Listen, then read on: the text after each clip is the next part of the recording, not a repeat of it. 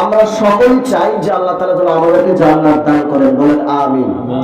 এই মর্মে আল্লাহ রাব্বুল আলামিন কোরআনুল কারীমের মধ্যে বলছেন, আপনি কোরআন খুলুন 30 নম্বর পারা সূরা নাবা 31 এবং 35 নম্বর আয়াতে আল্লাহ তাআলা সুন্দরভাবে বলছেন, আল্লাহ তাআলা বলেন, ইন্নাল মুত্তাকিনা মাফাজা, নিঃসন্দেহে আমি আমার মুত্তাকি বান্দাদের জন্য, নিঃসন্দেহে আমি আমার আল্লাহওয়ালা বান্দাদের জন্য, আমি আমার ইমানদার বান্দাদের জন্য আমি একটা সফলের স্থান রেখেছি, সেটা হচ্ছে জান্নাত। এই জান্নাতের মধ্যে আমি আমার মুত্তাকি বান্দাদেরকে প্রবেশ করাবো, আমি আমার ইমানদার ব্যক্তিদেরকে প্রবেশ করাবো। প্রবেশ করার সঙ্গে সঙ্গে আল্লাহ রাব্বুল আলামিন বলছেন, হাদাইকা ওয়া আনাবা, ওই জান্নাতের মধ্যে রয়েছে ঘন ঘন আঙ্গুরের বাগান। দুনিয়ার আঙ্গুরের বাগান আর জান্নাতের আঙ্গুরের মধ্যে অনেক পার্থক্য রয়েছে। দুনিয়ার আঙ্গুরের বাগান থেকে আপনি আঙ্গুর ছিঁড়ে খাবেন আর আঙ্গুর হবে না, পরের সিজনে আঙ্গুর হবে। কিন্তু আল্লাহ তাআলা যদি আমাদেরকে চয়ন করে, পছন্দ করে জান্নাতের মধ্যে দেন, তবে জান্নাতের মধ্যে রয়েছে ভোগ বিলাস আরামায়েশের জন্য, শান্তি সুখের জন্য আঙ্গুরের বাগান। ওই আঙ্গুরের বাগান থেকে আপনি আঙ্গুর ছেড়ে খাবেন, আঙ্গুর ছেড়ে খাওয়ার সাথে সাথে আল্লাহ আবারও আঙ্গুর দিয়ে দিবেন। সুবহানাল্লাহ। এটাই হচ্ছে দুনিয়া এবং জান্নাতের মধ্যে পার্থক্য, ডিফারেন্ট। আপনি আঙ্গুরের বাগান থেকে আঙ্গুর খাবেন, ছিঁড়বেন, খাওয়ার সঙ্গে সঙ্গে আল্লাহ তাআলা আবারও দিয়ে দিবেন। আল্লাহ তাআলা আরো বলছেন, ওয়া কাওয়াইবা আতরাবা, এবং ওই জান্নাতের মধ্যে রয়েছে সমবয়সী তরুণী, সমবয়সী নারী, ওয়া কাসান দিহাকা, এবং ওই জান্নাতের মধ্যে রয়েছে পানপত্র সাজানো।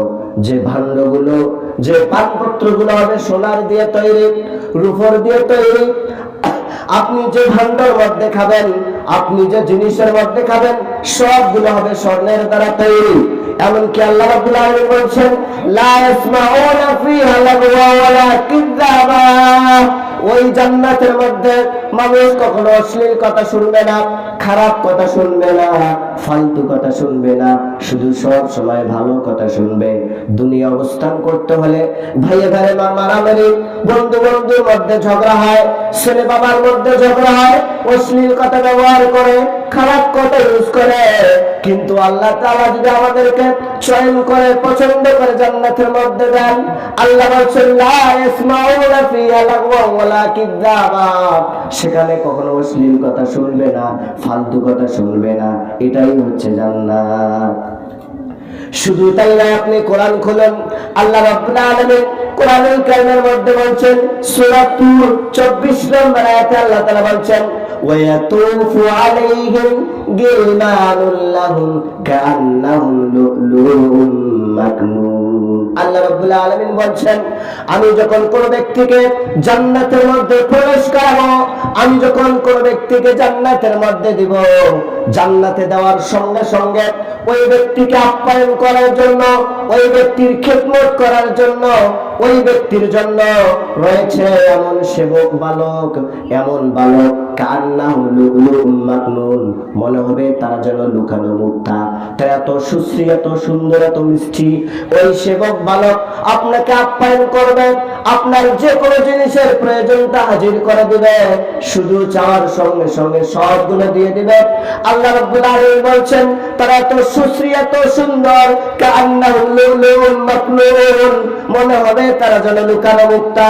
শুধু তাই না, আপনি হাদিস খুলুন, হাদিসটা বুখারীর মধ্যে রয়েছে, মুসলিমের মধ্যে রয়েছে, মিশকাতুল মাসাবি 5371 নম্বর হাদিস, আবু হুরায়রা থেকে বর্ণিত। তিনি বলেন, ক্বালা রাসূলুল্লাহ সাল্লাল্লাহু আলাইহি ওয়াসাল্লাম, রাসূল সাল্লাল্লাহু আলাইহি ওয়াসাল্লাম বলেছেন, ক্বালা আল্লাহু তাআলা, স্বয়ং আল্লাহ তাআলা নিজেই বলেছেন। আচ্ছা বলুন তো, আল্লাহ তাআলা যখন কথা বলেন, আল্লাহ কি হাদিসের মধ্যে কথা বলেন না কোরআনের মধ্যে কথা বলেন? কারণ কোরআনটা কার পক্ষ থেকে এসেছে? আল্লাহ। আর হাদিস মুহাম্মদ সাল্লাল্লাহু আলাইহি ওয়াসাল্লামের উপনিষদ বাণী। আবার কিছু কিছু হাদিসের মধ্যে আল্লাহ তাআলা কথা বলেছেন। যে হাদিসের মধ্যে আল্লাহ কথা বলেছেন, ওই হাদিসকে বলা হয় হাদিসে কুদসি। হাদিসকে কি বলা হয়? হাদিসে কুদসি। তো আল্লাহ তাআলা হাদিসে কুদসির মধ্যে বলেছেন, আদাতুল ইবাদিস সালিহিন, আমি আমার ভালো বান্দাদের জন্য, আমি আমার সৎ বান্দাদের জন্য, আমি আমার ইমানদার বান্দাদের জন্য জান্নাতে এমন কিছু জিনিস প্রস্তুত করে রেখেছি, সাজিয়ে রেখেছি, মালাইনুল রাত, যা তার চোখ কোনদিন দেখেনি, ওয়ালা উযুনুন সামিআত, মানুষের কান কোনদিন শুনেনি, ওয়ালা খাতারা আলা কলবিন বাশার, মানুষের যে অন্তর রয়েছে তা দ্বারা কোনদিন কল্পনাও করেনি। সম্মানিত উপস্থিতি, কি দিয়ে বোঝাই? এই হাদিস থেকে স্পষ্টভাবে বোঝা যাচ্ছে আল্লাহ তাআলা আমাদের আরামায়েশের জন্য, আমাদের শান্তির জন্য, সুখের জন্য জান্নাতে যে সমস্ত জিনিস তৈরি করে রেখেছে, জান্নাতে যে সমস্ত জিনিস সাজিয়ে রেখেছে, আল্লাহ রাসূল বলেছেন, মাল আইনুর রাত, যা তার চোখ কোনদিন দেখেনি। অথচ আমাদের চোখ পৃথিবীতে অনেক কিছু দেখতেছে। আল্লাহ রাসূল বলছেন, আল্লাহ বলছেন জান্নাত তার চেয়ে সুন্দর। আল্লাহ রাসূল বলছেন, আল্লাহ তাআলা বলছেন, মানুষের কান কোনদিন শুনেনি, অথচ মানুষের কান অনেক কিছু শুনতেছে। এমনকি আল্লাহ রাসূল বলছেন, মানুষের অন্তরে কোনদিন কল্পনাও করেনি, অথচ আমাদের অন্তরে অনেক কল্পনা জাগে। আজ আমি বাড়ি করব, তারপর আমি গাড়ি করব, তারপর আমি বিজনেস করব, আমি দেশের প্রেসিডেন্ট হব, আমি সুখ ছন্দে বসবাস করব, আমি সর্বদা এনজয় করব, আনন্দ করব, উৎসব করব। আল্লাহ তাআলা বলছেন জান্নাত তার চেয়েও ভিন্ন। সুবহানাল্লাহ। শুধু তাই নয়, আপনি হাদিস খুলুন, হাদিসটা সহিহ বুখারীর মধ্যে রয়েছে, মুসলিমের মধ্যে রয়েছে, মিশকাতুল মাসাবিহ 5372 নম্বর হাদিস। আপনি হাদিস খুলুন, আবু হুরায়রা থেকে বর্ণিত, তিনি বলেন, ক্বালা রাসূলুল্লাহ সাল্লাল্লাহু আলাইহি ওয়াসাল্লাম, রাসূল সাল্লাল্লাহু আলাইহি ওয়াসাল্লাম বলেছেন, মাউজুসাতিন ফিল জান্নাহ খায়রুম মিনাদ দুনিয়া মা ফিহা। আল্লাহ রাসূল বলছেন, শোনো শোনো, জান্নাতের একটি চাবুকের সমপরিমাণ জায়গা, খায়রুম মিনাদ দুনিয়া মা ফিহা, পৃথিবীর বুকে যা আছে তার চেয়ে অধিক উত্তম। সুবহানাল্লাহ। জান্নাতের একটি চাবুকের সমপরিমাণ জায়গা যদি পৃথিবীতে নিয়ে আসা যায়, পৃথিবীর বুকে যত সোনা দানা, টাকা পয়সা, ধন দৌলত, হীরা মানিক যা আছে না কেন, তার চেয়ে অধিক উত্তম। তাহলে একটি চাবুকের সমপরিমাণ জায়গা যদি এত দামি হয়, তাহলে পুরো জান্নাতটা কত দামি। এবং জান্নাতের মধ্যে ভোগ বিলাস আরামায়েশের জন্য আল্লাহ তাআলা যে সমস্ত জিনিস তৈরি করে রেখেছেন, এগুলো কত দামি। কিন্তু বড় আফসোস, পরিতাপের বিষয় হচ্ছে, আমরা সে জান্নাত চাই না, জান্নাতের আশা করি না, জান্নাতের কামাই করি না, জান্নাতের জন্য যে সমস্ত আমাদের ইবাদত করা দরকার আমরা সে সমস্ত ইবাদত করি না। অথচ আল্লাহ রাব্বুল আলামিন বলেছেন, সূরা আল ইমরান 3 নম্বর পারা 185 নম্বর আয়াত খুলুন, আল্লাহ রাব্বুল আলামিন বলেছেন, কুল্লু নাফসিন যায়িকাতুল মাউত, প্রত্যেকটা প্রাণীকে মৃত্যুর স্বাদ গ্রহণ করতে হবে। পৃথিবীতে যারা এসেছে তাদের সকলকে চলে যেতে হবে। আমাদের আদি পিতা আদম আলাইহিস সালাম ছিলেন, তিনি আজকে নেই। আমাদের জাতির পিতা ইব্রাহিম আলাইহিস সালাম ছিলেন, তিনি আজকে নেই। এমনও অনেক সন্তান আছে যাদের বাবাকে বাঁচার জন্য রংপুর মেডিকেলে নিয়েছিলেন, ঢাকা মেডিকেলে নিয়েছিলেন। এমন অনেক সন্তান আছে যাদের বাবাকে বাঁচার জন্য সিঙ্গাপুরে নিয়েছিলেন, যাতে বাবা দুনিয়ায় থাকতে পারে। কিন্তু মনে রাখবেন, দুনিয়া তো স্বার্থপর, ওই বাবাকে থাকতে দেয় নাই, ওই নানাকে থাকতে দেয় নাই, ওই দাদাকে থাকতে দেয় নাই। এজন্য আল্লাহ রাব্বুল আলামিন বলছেন, কুল্লু নাফসিন যায়িকাতুল মাউত, প্রত্যেকটা প্রাণীকে মৃত্যুর স্বাদ গ্রহণ করতে হবে। ওই বক্তা আসছে গেছে আপনার সংক্ষিপ্ত। আল্লাহ রাব্বুল আলামিন বলছেন, ওয়া ইন্নামা তুওয়াফাউনা উজুরাকুম ইয়াওমাল কিয়ামাত। আল্লাহ রাব্বুল আলামিন বলছেন, কিয়ামতের মাঠে আমি আল্লাহ প্রত্যেককে তার পরিপূর্ণ বদলা দেব, পরিপূর্ণ প্রতিদান দেব। ফামান যুহজিয়া আনিন নার, অতঃপর আমি আল্লাহ যাদেরকে জাহান্নাম থেকে রক্ষা করব, ওয়া উদখিলাল জান্নাহ, আমি আল্লাহ তাদেরকে জান্নাতের মধ্যে দেব। ফাকাদ ফাজা, ওরাই সফল। তাহলে সফল ব্যক্তি কারা? যাদের টাকা পয়সা আছে, যাদের বাড়ি গাড়ি আছে, তারা সফল না। আল্লাহর ভাষায় আল্লাহ বলছেন, সফল হচ্ছে ওই ব্যক্তি, আমি আল্লাহ যাদেরকে জাহান্নাম থেকে রক্ষা করে জান্নাতের মধ্যে দিব, আমি আল্লাহ যাদেরকে জাহান্নাম থেকে বাঁচিয়ে জান্নাতের মধ্যে দিব, ওরাই সফল। তাছাড়া পৃথিবীর বুকে কেউ সফল নয়। যাদের বংশ বড় তারা সফল না। যাদের টাকা পয়সা বেশি আছে তারা সফল না। আল্লাহ বলছেন, আমি আল্লাহ যাদেরকে জাহান্নাম থেকে রক্ষা করে জান্নাতের মধ্যে দিব, তারাই হচ্ছে সফল। এই জন্য আমাদের জান্নাতের আশা করতে হবে, জান্নাতের আকাঙ্ক্ষা করতে হবে। আপনি হাদিস করুন, হাদিসটা ইবনে মাজার মধ্যে রয়েছে, 4340 নম্বর হাদিস আব্দুল্লাহ ইবনে আব্বাস থেকে বর্ণিত। তিনি বলেন ক্বালা রাসূলুল্লাহ সাল্লাল্লাহু আলাইহি ওয়াসাল্লাম, রাসূল সাল্লাল্লাহু আলাইহি ওয়াসাল্লাম বলেছেন, মান সালাল্লাহুল জান্নাত, যখন কোন ব্যক্তি দিনে 3 বার আল্লাহর কাছে জান্নাত চায়, ওয়ালাতিল জান্নাত, তখন আল্লাহর কাছে ওই জান্নাত বলে, হে আল্লাহ, অমুক ব্যক্তি আমার কাছে আসতে চায়, অমুক ব্যক্তি আমাকে পছন্দ করে, আল্লাহ তুমি দয়া করে মায়া করে তুমি তাদেরকে জান্নাত দাও। পরের বাক্যে আল্লাহ রাসূল বলেন, আমান ইস্তাজারা মিনান নার সালাসা মারাতিন ক্বালাতিন নার, আর যখন কোন ব্যক্তি দৈনিক আল্লাহর কাছে দিনে 3 বার জাহান্নাম থেকে পরিত্রাণ চায়, ক্বালাতিন নার, তখন আল্লাহর কাছে জাহান্নাম বলে, হে আল্লাহ, অমুক ব্যক্তি আমাকে পছন্দ করে না, অমুক ব্যক্তি আমার কাছে আসতে চায় না, আমাকে অপছন্দ করে, হে আল্লাহ তুমি দয়াবান, তুমি মেহেরবান, তুমি রহমান, তুমি রহিম, তুমি গফফার, তুমি সত্তার, হে আল্লাহ তুমি ওই ব্যক্তিকে জাহান্নাম থেকে বাঁচিয়ে দাও।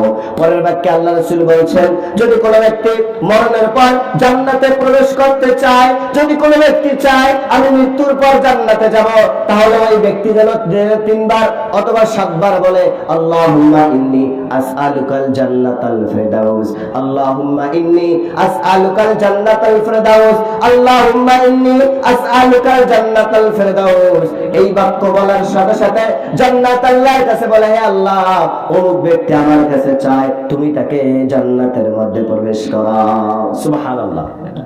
পরের বাক্যে আল্লাহ রাসূল বলেন, যদি কোনো ব্যক্তি জাহান্নাম থেকে বাঁচতে চায়, ওই ব্যক্তি যেন দিনে 3 বার অথবা 7 বার আল্লাহর কাছে বলে, আল্লাহুম্মা আজিরনি মিনান নার, আল্লাহুম্মা আজিরনি মিনান নার, আল্লাহুম্মা আজিরনি মিনান নার।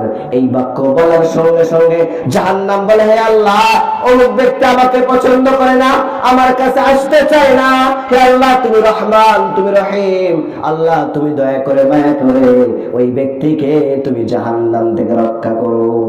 আল্লাহ তাআলা এই ব্যাপারে কোরআনুল কারীমে বলছেন, আমি আল্লাহ যাদেরকে জাহান্নাম থেকে রক্ষা করলাম এবং জান্নাতের মধ্যে প্রবেশ করালাম, ওরাই হচ্ছে সফল।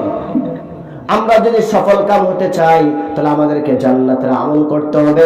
আমরা যদি সফল কাম ব্যক্তি হতে চাই তাহলে আমাদেরকে জাহান্নাম থেকে বাঁচতে হবে। এই জন্য আল্লাহর ইবাদত করতে হবে। আল্লাহ রাব্বুল আলামিন কোরআনুল কারীমের মধ্যে বলেন, ওয়া মা খালাকাতুল জিন্না ওয়াল ইনসা ইল্লা লিয়াবুদুন। আল্লাহু আকবার। আল্লাহ তাআলা বলেন, আমি আমার বান্দাকে সৃষ্টি করেছি, আমার বান্দাকে সৃষ্টি করার মূল মাকসাদ, মূল উদ্দেশ্য হচ্ছে যাতে তারা আমার ইবাদত করে, যাতে আমি আল্লাহ আমার গোলামি করে। আমি আল্লাহ স্রষ্টা আর মানুষকে সৃষ্টি করেছি সৃষ্টি হিসাবে, অর্থাৎ সৃষ্টির কাজ হচ্ছে স্রষ্টার ইবাদত করা। আল্লাহ বলেন, আমি আমার বান্দাদেরকে সৃষ্টি করেছি যাতে তারা আমার ইবাদত করে। আমার ইবাদত শুধু 5 ওয়াক্ত সালাত বিষয়টা এমন নয়, আমার ইবাদত শুধু রমজান মাসের সিয়াম বিষয়টা এমন নয়, আমার ইবাদত শুধু হজ যাকাত বিষয়টা এমন নয়। 24 ঘন্টা আল্লাহর ইবাদত করতে হবে।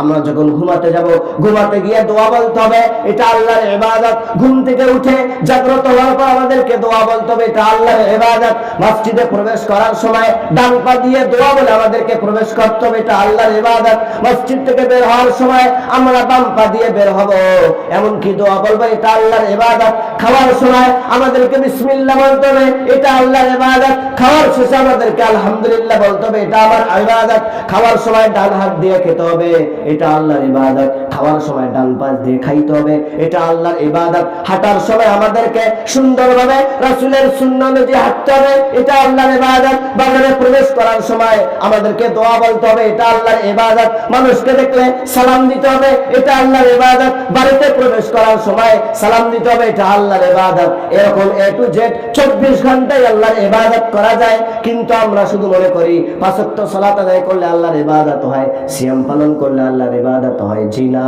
এ জাতীয় এছাড়া যত ইবাদত আছে আমাদেরকে সেইগুলো ইবাদত করতে হবে। আল্লাহ নিজেই বলছেন, ওমা খালাকতুল জিন্না ওয়াল ইনসা ইল্লা লিয়াবুদুন, আমি আমার বান্দাদেরকে সৃষ্টি করেছি, সৃষ্টির মূল উদ্দেশ্য হচ্ছে তারা যেন আমার ইবাদত করে। ইবাদত শুধু নামাজ কালামে নয়, 24 ঘন্টাই আল্লাহর ইবাদত করতে হবে। যদি আমরা আল্লাহর ইবাদত করতে পারি তাহলে আল্লাহ তাআলা আমাদেরকে চয়ন করে জান্নাতের মধ্যে দিবেন। সুবহানাল্লাহ। শুধু তাই না, আপনি হাদিস খুলুন, হাদিসটা সহিহ বুখারীর মধ্যে রয়েছে, মুসলিমের মধ্যে রয়েছে, মিশকাতুল মাসাবিহ 5374 নম্বর হাদিস। আনাস রাদিয়াল্লাহু তাআলা আনহু বলেন, তিনি বলেন ক্বালা রাসূলুল্লাহ সাল্লাল্লাহু আলাইহি ওয়াসাল্লাম, রাসূল সাল্লাল্লাহু আলাইহি ওয়াসাল্লাম বলেন, গুদওয়াতুন ফি সাবিলিল্লাহ আও রাহাতুন খায়রুন মিনাদ দুনিয়া মা ফিহা। যদি কোনো ব্যক্তি আল্লাহকে রাজি খুশি করার জন্য একটা সকাল এবং সন্ধ্যা আল্লাহর রাস্তায় ব্যয় করে, আল্লাহর রাস্তায় পাহারা দেয়, আল্লাহ রাসূল বলেন খায়রুন মিনাদ দুনিয়া মা ফিহা, ওই ব্যক্তি পৃথিবীর বুকে যা আছে তার চেয়ে অধিক উত্তম। পরের বাক্যে আল্লাহ রাসূল বলেন ওয়ালাউ আন্না ইমরাতান মিনান নিসাই আলিল জান্নাত, ওই ব্যক্তির জন্য জান্নাতের এমন হোরাইন রয়েছে, এমন নারী রয়েছে, জান্নাতের নারী যদি পৃথিবীতে একবার আসে তাহলে তাদের যে রূপ রয়েছে তার রূপের ছায়ায় গোটা পৃথিবীটা আলোকিত হয়ে যাবে। সুবহানাল্লাহ। আপনি শিশু থেকে যুবক, যুবক থেকে বৃদ্ধ পর্যন্ত পৃথিবীতে এমন কোন নারী দেখেছেন যে নারীর রূপের ছায়া একটা ঘর উজ্জ্বল হবে?